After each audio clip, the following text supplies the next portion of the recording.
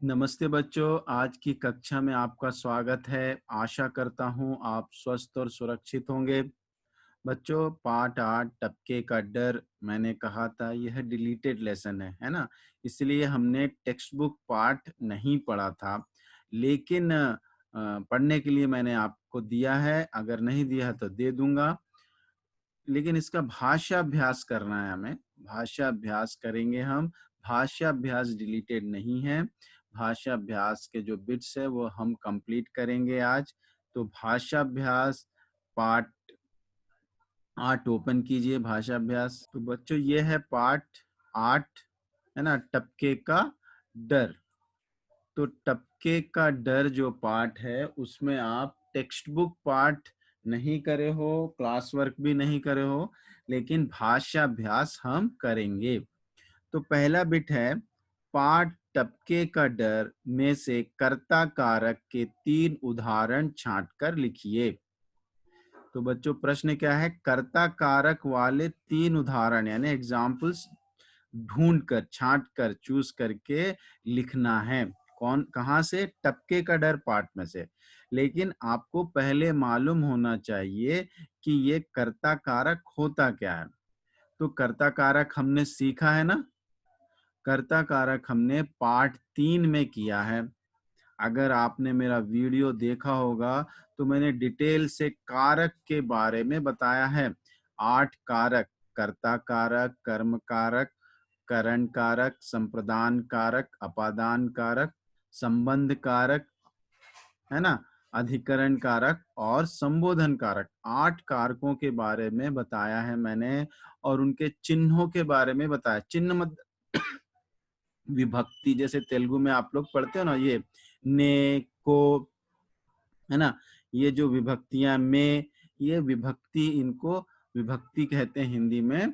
तो ये जो है मैंने आपको पार्ट 3 में बताया है, लेकिन आपको उतना डिटेल में नहीं जाना है। यहाँ पर आपको कर्ता कारक बताना है। तो कर्ता कारक क्या होता है? कर्ता यानी काम करने वाला। तो जो काम करता है, काम यानी क्रिया, ठीक है, क्रिया जो करेगा वह कर्ता कर्ता कर्ता कहलाएगा, ठीक है। तो उसको नाम क्या हमने दिया है? कर्ता कारक। अब जैसे उदाहरण के लिए, एग्जाम्पल, फॉर एग्जाम्पल, मैं हिंदी पढ़ा रहा हूँ।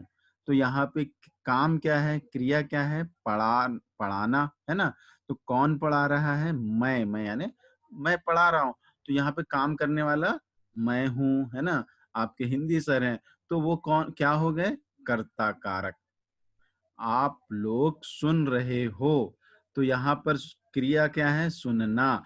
तो वहां पर सुनने का काम कौन कर रहा है? सभी विद्यार्थी, आप लोग कर रहे हो। तो आप क्या हो गए? कर्ता कारक। तो जो काम करते हैं, हर एक सेंटेंस, कोई भी वाक्य हो, कोई भी सेंटेंस हो, कोई, तो उसमें क्रिया होती ही है। There is no sentence without verb. बिना क्रिया का कोई वाक्य नहीं होता, ठीक है। और उस क्रिया को करने वाला कोई ना कोई होता है, और वही कौन होता है? उसको क्या नाम दिए हमने? कर्ता कारक, ठीक है। तो जो भी क्रिया करेगा वो कर्ता कारक। तो आप कर्ता कारक आइडेंटिफाई करने के लिए, पहचान करने के लिए, सबसे पहले आप देखोगे कि काम क्या है, उसमें क्रिया कौन सी है। यहाँ पर एक एग्जाम्पल दिया है, दादी ने पोते को उस ओर सुला दिया, है ना, जहां पानी नहीं टपक रहा था। तो यहाँ पर जो है क्रिया एक है, सुला देना, टपक रहा था, ठीक है। तो पहले क्रिया जो क्या है? सुला दिया। कौन सुला दिया? दादी ने। तो ये दादी ने क्या हो गया? कर्ता कारक हो गया, है ना। जो ये क्रिया क्या है? सुला देना, और सुलाने का काम यानी क्रिया कौन कर रहा है? दादी कर रही है। तो ये हो गई कर्ता कारक। तो इसको आप क्या कहेंगे? दादी ने को कर्ता कारक। इसमें विभक्ति चिन्ह क्या है? ने है ना। कर्ता कारक का विभक्ति चिन्ह होता है, सिंबल होता है ने। लेकिन सभी वाक्यों में ने नहीं आता, कहीं कहीं नहीं आता है। इसके बारे में आप डिटेल से पढ़ोगे कक्षा 8वीं में, सेकेंड लैंग्वेज कक्षा 8वीं में। थर्ड लैंग्वेज में नहीं, थर्ड लैंग्वेज में तो आप 5th का ही पोर्शन पढ़ते हो ना, तो अगर आप सेकंड लैंग्वेज में जब जाओगे तो वहां पर आप डिटेल से पढ़ोगे कि ने कहाँ कहाँ यूज होता है। अभी उसमें नहीं जाते हम। यहाँ पर आपको क्या करना है, कर्ता कारक बताना, कर्ता कारक वाले वाक्य लिखना है। पार्ट 3 में तो हमने कर्ता कारक वाले वाक्य बताए थे और उसको अंडरलाइन भी किए थे कर्ता कारक को। यहाँ पर कर्ता कारक वाले वाक्य ढूंढ कर लिखना है। तो एक बार हम पार्ट 8 में जाते हैं और देखते हैं कुछ वाक्य, ठीक है। वहां पे जाके देखेंगे कि कौन कौन से कर्ता कारक वाले वाक्य हमको मिल पाते हैं। तो ये है आपका पाठ टपके का डर, इसे पढ़ते हैं हम। किसी गांव में एक बुढ़िया रहती थी। घर में छोटे बड़े कई सदस्य थे। उसका बेटा और पोते उसका बड़ा ख्याल रखते थे। उसका सबसे छोटा पोता उसके पास ही सोता था और सोते समय दादी से कहानियां सुनता। दादी उसे खूब सारी कहानियां सुनाती। एक था राजा और एक थी रानी। उनकी एक छोटी सी राजकुमारी भी थी, परी जैसी प्यारी। कहानी आगे बढ़ती, इससे पहले ही वह सो जाता। तो हमने ये पैरा पढ़ा। इसमें आपको क्रियाएं दिख रही हैं क्या? क्रियाएं। ऐसे पहला सेंटेंस है, किसी गांव में एक बुढ़िया रहती थी। इसमें क्रिया क्या है बताइए? इसमें क्रिया है रहना, ठीक है। रहती थी ये क्रिया है। घर में छोटे बड़े कई सदस्य थे। इसमें क्रिया क्या है? थे, ओनली थे है इसमें क्रिया। उसका बेटा और पोते उसका बड़ा ख्याल रखते थे। ख्याल रखना है ना, ख्याल रखना ये एक क्रिया है, ठीक है। उसका सबसे छोटा पोता उसके पास ही सोता था, यह भी क्रिया है। सोते समय दादी से कहानियां सुनना भी एक क्रिया है, ठीक है। दादी उसे खूब सारी कहानियां सुनाती क्रिया है, ठीक है। एक था राजा, यहाँ पे था क्रिया है। राजा और एक थी रानी, यहाँ पे थी क्रिया है। उनकी छोटी सी राजकुमारी भी थी, यह एक क्रिया है, ठीक है। परी जैसी प्यारी, इधर क्रिया नहीं है। कहानी आगे बढ़ती, बढ़ना एक क्रिया है। इससे पहले ही वह सो जाता। सोना, सो जाना, ये तो एक संयुक्त क्रिया है। इसके बारे में आगे पढ़ेंगे हम। सो जाना। तो इस तरह देखिए कितनी सारी क्रियाएं मिली। और मैंने पहले ही कहा था बिना क्रिया का कोई भी वाक्य नहीं होता है। ये दिमाग में रख लीजिए आप कि बिना क्रिया का कोई वाक्य नहीं होता है। हाँ, अगर कोई शब्द ना, वैसे पार्ट्स ऑफ स्पीच आपको मालूम है ना, noun, pronoun, adjective, verb, adverb, है ना, प्रीपोजिशन, कंजक्शन, इंटरजेक्शन, हिंदी में भी वैसे ही है। संज्ञा, सर्वनाम, विशेषण, क्रिया, क्रिया विशेषण, संबंध बोधक अवयव, समुच्चय बोधक अवयव, विस्मयादि बोधक अवयव, 8 तरह के शब्द हम पार्ट्स ऑफ स्पीच कहकर पढ़ते हैं। और भी हैं, लेकिन उनके बारे में और जानकारी आपको आगे वाली कक्षाओं में मिलेगी। लेकिन ये 8 प्रकार के शब्द है ना, इस पर से आपको वाक्य बनाना है तो सबसे इम्पोर्टेंट जो चीज है, जो सबसे इम्पोर्टेंट पार्ट्स ऑफ स्पीच है, वह है वर्ब। बिना वर्ब के नो सेंटेंस, ठीक है। तो यहाँ पर हमने देखा कि ये सारे जो हैं क्रियाएं हैं, है ना। बाकी 7 जो पार्ट्स ऑफ स्पीच हैं, अगर वो रहने से रहें, पूरे भी रहें, 7 के 7 रहें, तो भी वाक्य नहीं बनता है। अगर वाक्य बनाना है तो आपको क्रिया होनी ही है। अगर सारे नहीं है वो 7, केवल क्रिया है, तो भी वाक्य बन जाता है। आओ, ये वाक्य है। जाओ, ये वाक्य है। खेलो, ये वाक्य है।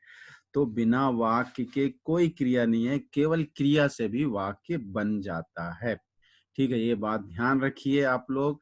बाकी शब्द वाक्य नहीं बना सकते ना संज्ञा। अब मैं बोलूं राम शिक्षा, राम श्याम, वह, इधर, और, क्या, न, क्या, में, पर, को, कौन सा वाक्य? कोई वाक्य नहीं है। अगर इसमें केवल आप एक क्रिया लिख दें कहीं तो क्या बन जाएगा? ये वाक्य। खैर, अभी आप क्रिया समझे, है ना। तो ये सब क्या है, क्रियाएं हैं। अब इनको करने वाला कौन है? फॉर एग्जाम्पल फर्स्ट सेंटेंस, किसी गांव में एक बुढ़िया रहती थी। तो रहना, कौन रहने का काम कर रहा है? एक बुढ़िया। तो ये बुढ़िया क्या हो गई? करने वाली यानी कर्ता कारक। घर में छोटे बड़े कई सदस्य थे क्रिया है, होना बी एक वर्ब है ना। तो यहाँ कौन रहते थे भाई? छोटे बड़े कई सदस्य। तो ये हो गए कर्ता कारक। उसका बेटा और पोते उसका बड़ा ख्याल रखते थे। ख्याल रखना ये क्रिया है। काम कौन कर रहा है ख्याल रखने का?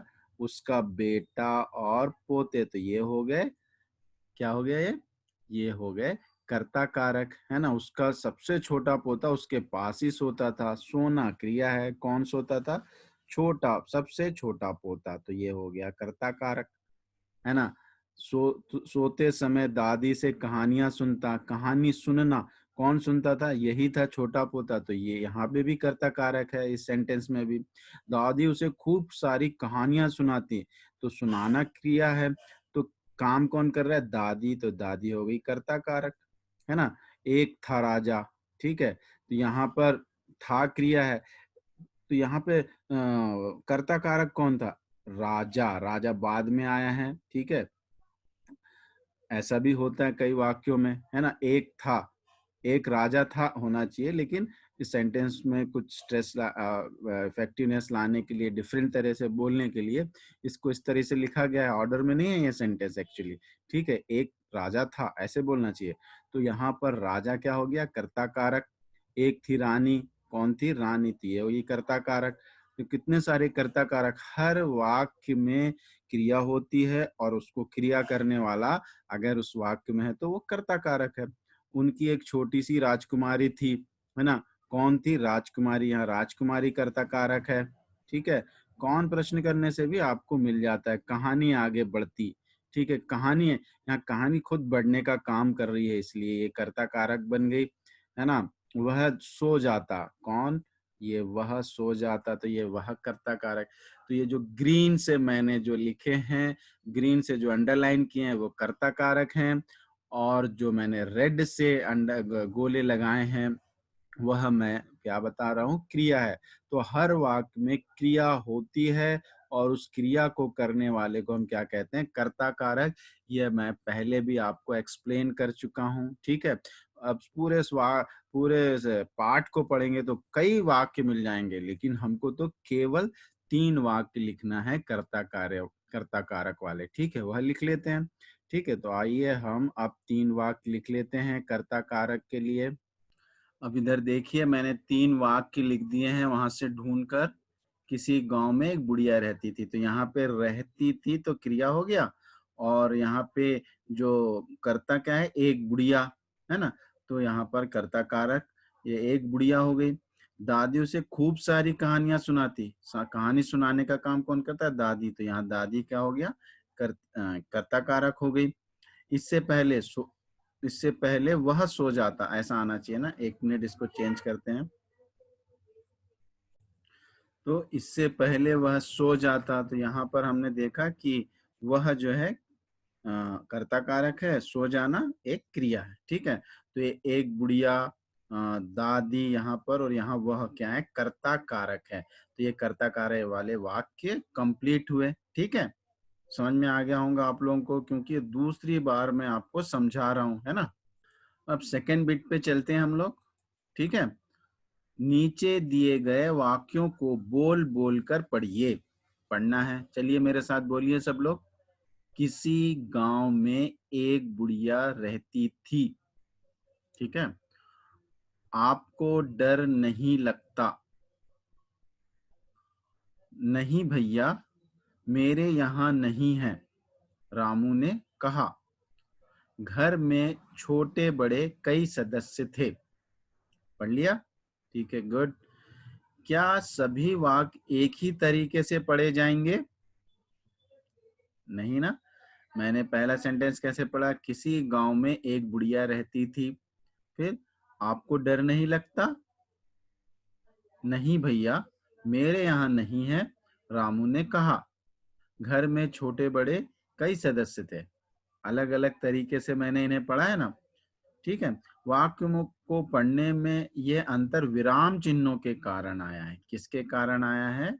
विराम चिन्ह। ये देखिए बिल्कुल नया शब्द आ रहा है आपके पास, लेकिन आप इसको जानते हो? आप इसको आप जानते हो? यू नो दिस वर्ड, विराम चिन्ह यानी पंक्चुएशन मार्क, है ना? आपको मालूम है, पहले से आप लोग पढ़ रहे हो, बिना पंक्चुएशन मार्क के कई कई वाक्य जो है उसका अर्थ ही बदल जाता है।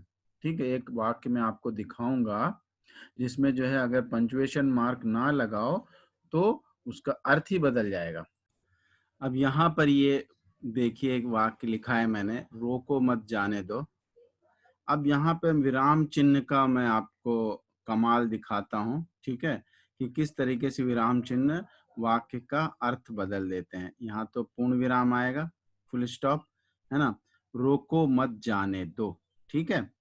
देखते हैं इसमें क्या अंतर आता है। अगर मैं यहाँ पर लिख देता हूँ अल्प विराम कॉमा रोको मत जाने दो, यानी stop, don't don't let him go, है ना, don't allow him to go. अगर मैं ये विराम चिन्ह जो है यहाँ पे लगा दूं, रोको मत जाने दो, don't stop late him go, है ना?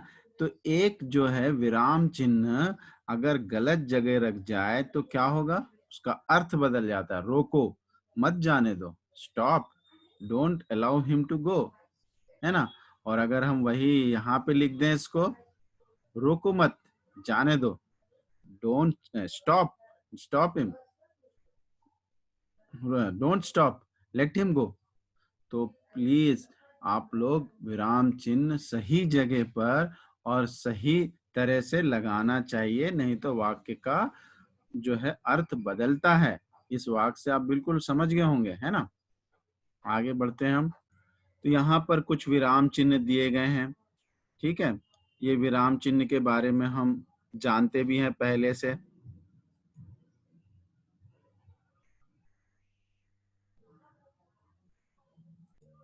तो यहाँ पे जो थर्ड बिट है कुछ सॉल्व करने के लिए नहीं है। यहाँ पर पढ़ते हैं हम पहले। हिंदी में जिन विराम चिन्हों का प्रयोग किया जाता है उनमें से कुछ इस प्रकार हैं। तो यहाँ पे देखिए जो हिंदी में जो विराम चिन्ह प्रयोग किए जाते हैं, एक है पूर्ण विराम, अल्प विराम, प्रश्नवाचक, विस्मयादिबोधक, योजक, उद्धरण चिन्ह। ये सारे विराम चिन्ह आपने देखे होंगे, है ना? और इनका उपयोग भी आप लोगों को लगभग मालूम ही है, यू नो दिस। ये जो पूर्ण विराम है, अंग्रेजी में इसको फुल स्टॉप कहते हैं। अल्प विराम है, इसको कॉमा कहते हैं। प्रश्न चिन्ह है, ये तो आप जानते ही हो, क्वेश्चन मार्क। ये एक्सक्लेमेटरी साइन है। ये योजक चिन्ह है, दो वर्ड्स को ज्वाइन करने के लिए। और ये इन्वर्टेड कॉमा है ना? तो ये तो आप जानते हैं पूर्ण विराम का काम। अगर आपका वाक्य एंड हो गया है, खत्म हो गया है, तो वहां पे पूर्ण विराम। अगर वाक्य को मतलब वाक्य एंड नहीं हुआ है और आगे वाक्य है, तो उसमें थोड़ी देर के लिए रुकना है, अल्प विराम है, अल्प रुकना है, तो अल्प विराम लगाया जाता है। अगर वाक्य में प्रश्न पूछना है तो प्रश्नवाचक चिन्ह। अगर कोई आश्चर्यजनक चीज हुई है, ऐसी कोई घटना हुई है, तो अगर ऐसा वाक्य है तो उसमें विस्मयादिबोधक। दो वर्ड को जोड़ने के लिए, दो शब्दों को जोड़ने के लिए योजक चिन्ह आता है ना? जैसे रात दिन, ठीक है। उद्धरण चिन्ह अपनी किसी की बात को एज इट इज बताने के लिए उद्धरण चिन्ह का उपयोग किया जाता है। जैसे राम ने कहा मैं कल मुंबई जाऊंगा, तो राम ने कहा और उसने उसकी बात को हम बताना है, तो हम उसकी बात को हम कैसे बताएंगे? मैं मुंबई जाऊंगा, उसको हम इन्वर्टेड कॉमा में रखेंगे। तो किसी की बात को एज इट इज लिखने के लिए हम क्या करते हैं? इन्वर्टेड कॉमा का प्रयोग करते हैं। यहाँ पे देखिए रामू ने कहा, क्या कहा? नहीं भैया मेरे यहाँ नहीं है। ये बात इसी ने की थी, इसलिए इसको इन्वर्टेड कॉमा में। प्रश्न पूछने के लिए प्रश्नवाचक चिन्ह, वाक्य के एंड में पूर्ण विराम। और अगर दो शब्द एक साथ आए हैं, छोटे बड़े, जैसे ये है रात दिन, है ना, माता पिता, उनमें बीच में योजक चिन्ह है, ठीक है। नहीं भैया, ये कॉमा आया थोड़ा रुकने के लिए, थोड़ा विराम, अल्प विराम। तो इस तरीके से ये हैं आपके विराम चिन्ह। आपको समझ में आ गए होंगे ना, ये याद कीजिए। पूर्ण विराम है ये अल्प विराम है, ये है प्रश्नवाचक चिन्ह, ये है विस्मयादि बोधक, ओ, आ, है ना, उफ। ऐसे जब शब्द आते हैं तो उनके बाद में ये लगाया जाता है ना, बहुत अच्छा। उसके बाद में लगाया जाता है आश्चर्य, अरे रे रे वह गिर गया, यहाँ भी लगेगा विस्मयादि बोधक। तो इस तरीके से आपके विराम चिन्ह खत्म हुए। अब फोर्थ बिट जो है आपका, यही एक्सरसाइज है। नीचे दिए गए वाक्यों में सही विराम चिन्ह लगाइए। आपको सही विराम चिन्ह यहाँ पर लगाना है। ठीक है, हम लगाते हैं सही विराम चिन्ह। तुम कहाँ जा रहे हो? बताइए कौन सा विराम चिन्ह आएगा? हाँ बिल्कुल सही, क्या आएगा? क्वेश्चन मार्क आएगा इधर पे। ठीक है, मुझे पसीना आ रहा है, यहाँ पे क्या आ जाएगा? पूर्ण विराम आ जाएगा।